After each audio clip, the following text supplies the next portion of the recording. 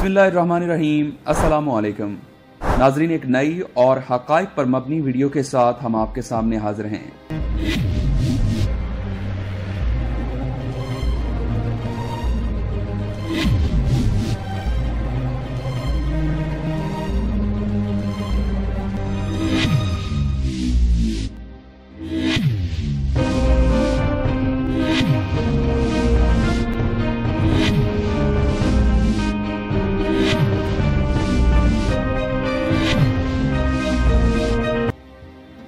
नाजरीन, 5 अगस्त को मकबूजा कश्मीर में भारतीय इक़दामात के बाद RSS वज़ीर आज़म इमरान खान के मुसलसल निशाने पर है। वो इसे हिटलर से मुतासरा इंतहा पसंद जनूनी हिंदुओं का ग्रुप करार देते हैं और भारतीय वज़ीर आज़म मोदी इस तंजीम के साबिक रुकन हैं।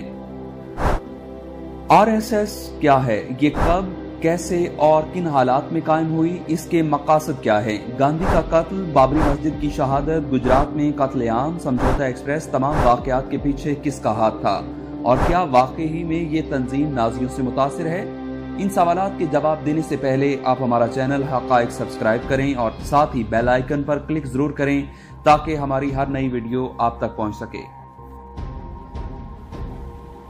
नाजरीन, 1920 के अवाइल में भारतीय शहर नागपुर में नस्ली फसादात हुए। 1925 में नागपुर के एक ब्राह्मण डॉक्टर केशव बलिराम हेडगवार ने भारतीय तंजीम राष्ट्रीय स्वयंसेवक संघ यानी RSS कायम की, जिसका मकसद हिंदुओं को ज़हनी और जिस्मानी तौर पर अपने तहफ़्फ़ुज़ के काबिल बनाना था।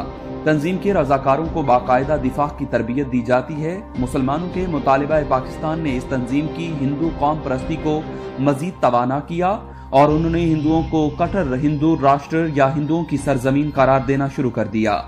तक़सीम हिंद के 2 फैसले किन सालों 1946 और 1947 में RSS ने इस्लाम मुखालिफ बैनर तले हिंदू नौजवानों को बड़ी तादाद में भर्ती किया।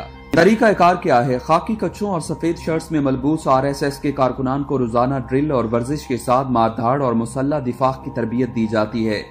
इसमें यूनिवर्सिटियों के तलबा और असातिज़ा से लेकर हर तरह के लोग शामिल होते हैं। बड़े सनतकार, जमींदार और मालदार RSS को फंडिंग देते हैं।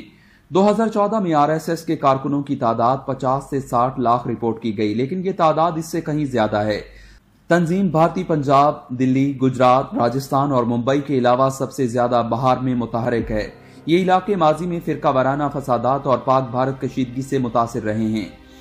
गांधी के कत्ल में RSS का कितना हाथ था? 30 जनवरी 1948 को दिल्ली के बरला हाउस में शाम 5:15 बजे नथुराम गौडसे ने महात्मा गांधी को गोली मारकर कत्ल किया।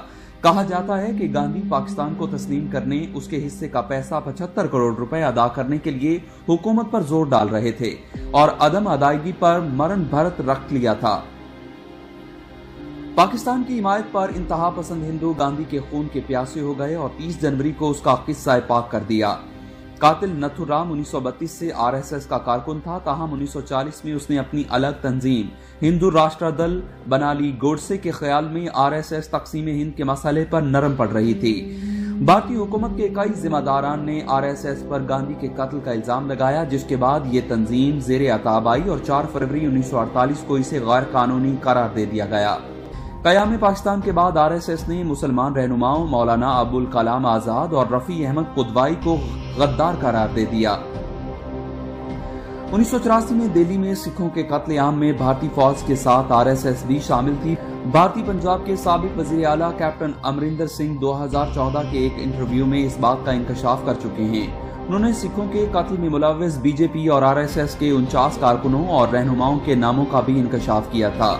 BJP को RSS का सियासी विंग कहा जाता है। 1992 में बाबरी मस्जिद की शहादत में BJP, विश्व हिंदू परिषद और RSS के कारकुनों ने हिस्सा लिया।